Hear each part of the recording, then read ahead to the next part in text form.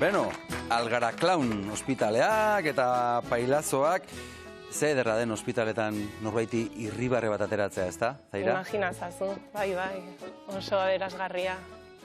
Zer sentitzen da olako momentuetan? Sentitzen dena poza eta beteta sentitzen zea, bai. Eta erraza da, Zaira? Ez da batere erreixa. Paiazoen bitartez egiten dugu lan, eta azkenean irribarre horiek paiazoek ateratzen dituzte, eta paiazon bat izatea ez da batere erreixa. Eta are gutxiago olako espazio batean. Olako espazioetan kontuz ibili hartzea, zerrekin egiten dezun umorea. Batez ere, emozio asko egoten den espazioak izaten dira, ez da karga handia egoten da hor. Bai, eta emozio ez atseginak askotan. Ez dira, normalean, lasaitasun eza dago, hor gertatzen ari dena, preokupatzekoa da, ez? Ospital batean egoteak horrek dauka, eta orduan sortzen diren emozioak oso barrukoak dira. Zaira, noiz eta nola sortu zen Algara Clown?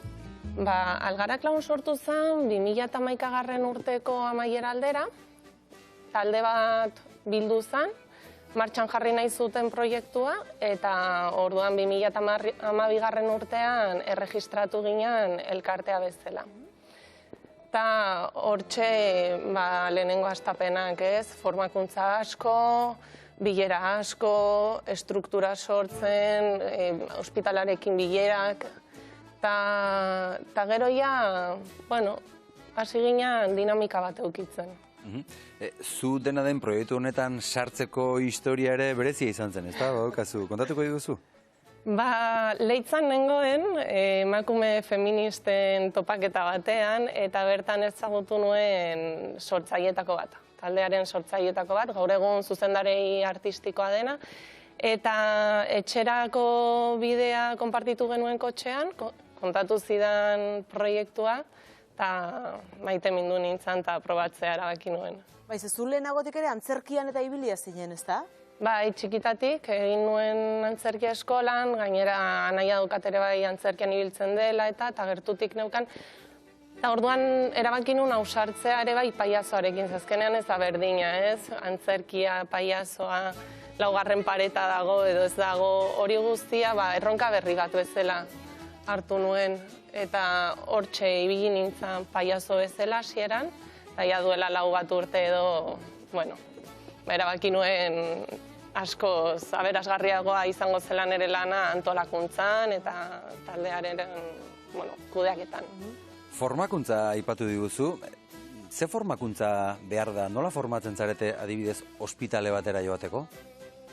Hasiera batean clown teknika asko lantzen da, eta oso importantea da hori ondo kalitatezkoa izatea, klauna. Azkenean, zu ospitalean baldin bazaude, ez dizu edo zerrek balio. Nahi dezu, dauzkazun medikoak hoberenak izatea, dauzkazun erizainak hoberenak izatea, eta gertzen diren paiazoak ere bai, izan behar dira hoberenak, ez?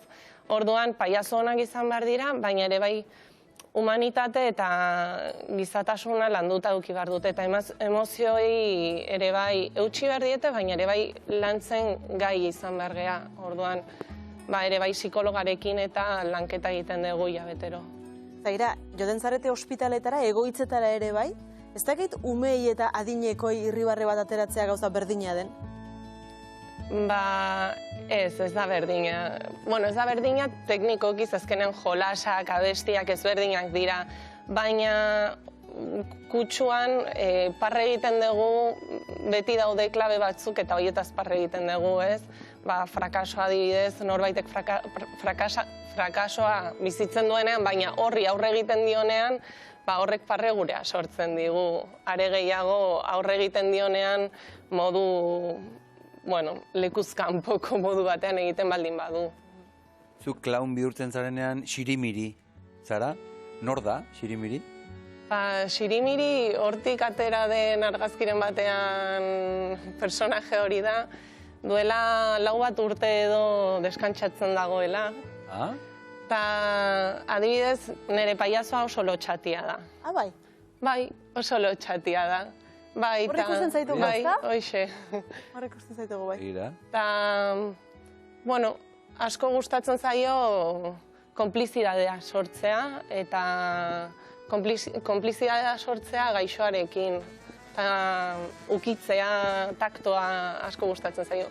Paiazo bakoitzak dauka bere estiloa. Bai. Eta zergatik erabaki zenuen zurea lotxatia izatea? Nik uste ez zela erabaki bat izan, baizik eta... Horrela atera zen. Bai, klaunak dauka nasketa bat da personaje bat, baina ere bai zure parte bat da. Eta, bueno, atera zen parte hori. Orain, gogoratuko dugu ikusten ari garen argazkiak pandemiaz aurrekoak direla. Agian norbaitek pentsatu dugu musukoak, eta Bai. aurreko argazkia dira noski. Eta zu xirimiriz jazten zarenean, Zaira, zuk zer sentitzen duzu? Ba, sentitzen duzu askatasun handi bat. Jolasteko, beste personaje bat izateko, eta pertsonekin harremantzeko beste modu batean. Zoikoa. Jolasaren bitartez gehien bat, eta emozioen bitartez, beste plano batera sartzen zea. Eta hori oso interesgarria da. Bai, hori sentitzen dut. Ba, omen duzu anekdotatxoren bat, pistatxo, Peilazoarekin elkarrekin egoitza batera joan zinetenean, zer gertatu zen? Ba, egoitza batean geunden, eta, bueno, abesten, dantza egiten, eta momentu batean, pistatxoren besoan, emakume bat heldu zen, pistatxoren besora, 50 piko urteko aniztasun funtzionala zuen emakume batek, eta, bueno, hor gelditu zen engantxatuta, eta guk erabaki genuen jarraitza bisitarekin, pixuz pixu, eta bera hor gurekin, eta orduan jolasten genuen asko. Ez geha bikote bat, hirukote bat geha orain, begira pistatxo utzi, eta orain nobia berri bat dauka, eta horrela, jolasten eta jolasten. Eta bisita guztia egin genuen, ze ez ditugu aktuazioak egiten. Juten geha, banan egoiar bakoitzarekin, edo talde txikiekin, feedbackaren bitartez improvisaketa txikiak egiten. Eta amaitu zanean bisita guztian zehar gurekin gizarte langilea zegoela bidea erakusteko. Gizarte langileak esan zigun, konturatu zarete zure besora heldu danean zerbait esan dizula? Esan genion bai, baina ez diogu ulertu, ez dakigu zer esan digun. Eta orduan esan zigun gizarte langileak, jakin dezazutela lehenengo aldia dela, hemen bizi denetik, entzuten dio dela ahotsa. Ez du inoiz ez hitz egin. Eta ez dugu, ez genion ulertu, eta gizarte langileak ere ez zion ulertu, baina ala ere ahotsa aterazun. Egun hartan teklaren bat jo zenuten, asmatu zenuten, eta atera zitzaion. Pistatxok jo zuen tekla hori, maite mindu omen zan. Zer ederra. Xirimirik barre asko egingo zuen, negar egin du Xirimirik? Ez du negar egin. Ez du negar egin. Igual Zairak negar egin du noizbait, baina Xirimirik ez. Badakigu zer dagoen eta oso konstiente gera zertan gabiltzan. Momentu batzuetan gogorrak izaten dira momentu batzuk, baina hala ere konpentsatzen du. Eta halako egoeratan gela batera sartzen zaretenean, ospitalean, zer diote gurasoek, medikuek, langileek? Esan beharra dago sartzen garenean gelara baimen eskatzen dugula. Orduan, familia batek, egume batek, ez baldin badu nahi ez gera sartzen. Beraiei boterea ematen diegu aukeratzeko nahi duten bisita edo ez. Adibidez, medikuekin ezin dute hori egin, erizainekin ezin dute egin. Orduan, da momentu bat, beraiei errekonozimendu hori emateko.